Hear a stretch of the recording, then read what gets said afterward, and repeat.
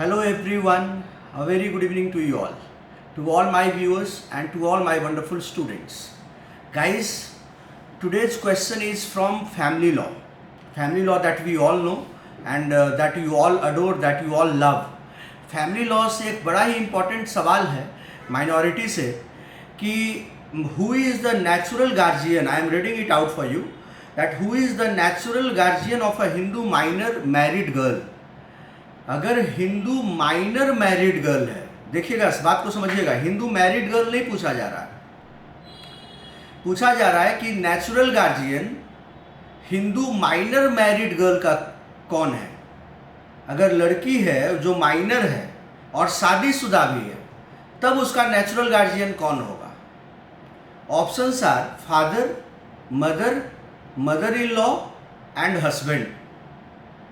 मैं आपको इसके सोर्स में लेकर के चलता हूँ कि अगर आप Hindu minority and guardianship act 1956 को देखिएगा तो as per section 6 clause C, as per section 6 clause C of Hindu minority and guardianship act 1956, उसमें साफ साफ दिया गया है 6 क्लॉज सी में, सेक्शन 6 क्लॉज सी में, that in case of a minor married girl the natural guardian shall be the husband.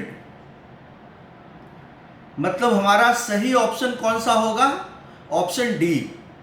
Option D would be the right option. I again revert back. Generally क्या होता है कि लोग सोचते हैं कि अगर लड़की है और माइनर है तो उसका जो गार्जियनशिप है वो तो मम्मी पापा के पास होगा. मैरिड है तो लोग एकदम श्योर हो जाते हैं कि हस्बैंड के पास होगा. लेकिन यहाँ पे कंफ्यूजन कहाँ पर हो रहा है कि लड़की माइनर भी है और लड़की मैरिड भी है, तो थोड़ा कंफ्यूजन हो जाता है कि यार क्या होगा, या तो मम्मी पापा होंगे या फिर हस्बैंड होंगे या फिर दोनों में से कोई नहीं होंगे, कोई father in law, mother in law, कुछ ऐसा कुछ कॉन्सेप्ट आ जाएगा. तो माय डियर व्यूअर्स, ऐसा कुछ भी नहीं है.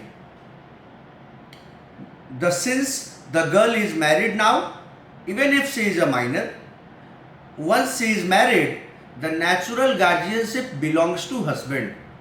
जो natural guardianship है वो husband के तरफ चला जाता है. और ये साफ साफ मैंने आपको बताया कि of the Hindu minority and guardianship act 1956 का सेक्शन 6 क्लॉज सी इससे डील करता है. सेक्शन 6 क्लॉज सी में ये सब देखिए, जो भी सवाल आपके बनते हैं, चाहे क्लैट के बने, यूजी पीजी के बने या जुडिशल सर्विसेज एपीओ के बने, जो सवाल होते हैं वो आपसे कहीं ना कहीं जो सेक्शन में दिया गया है वहीं से पूछा जाता है. और आप कंफ्यूज हो जाते हैं अगर बेयर एक्ट पे कमांड आपका नहीं है, या आपके बेयर एक्ट पे आपके कमांड को चेक किया जाता है. अभी इसी सवाल में देखो, अगर आपको बेयर एक्ट पे कमांड होगा तो आपको कोई कन्फ्यूजन नहीं होगा. लेकिन अगर बेयर एक्ट अगर आपने नहीं पढ़ा है तो आप कंफ्यूज हो जाओगे, और कंफ्यूज होने जब जैसे ही ड्यूअल माइंड होगा तो चांसेस बहुत ज़्यादा हो जाएंगे कि गलतियां आपसे हो सकती है. राइट. तो बेयर एक्ट पे फोकस करना है. मैंने बार बार बोला है कि bare act is the ultimate king. Bare act को सब कुछ मानिए, यही आपका गीता है, यही आपका कुरान है, यही बाइबल है, यही सब कुछ है, यही गुरु ग्रंथ साहिब है. राइट. आई होप कि ये कॉन्सेप्ट आपको अच्छे तरीके से समझ में आ गया होगा. हम लोग अगले दिन एक अगले वीडियो में मिलेंगे जिसमें हम लोग एक नए टॉपिक पर बात करेंगे और आपके कॉन्सेप्ट को क्लियर करेंगे. और कहीं भी आपको कोई भी डाउट लग रहा होगा किसी भी टॉपिक पर तो आप हमें मैसेज करिए, हम उस टॉपिक पर वीडियो बना करके आपको देंगे, अपलोड करेंगे, जिससे कि आपका डाउट क्लियर हो जाएगा. Right. Thank you everyone for watching. जय हिंद, जय श्री राम.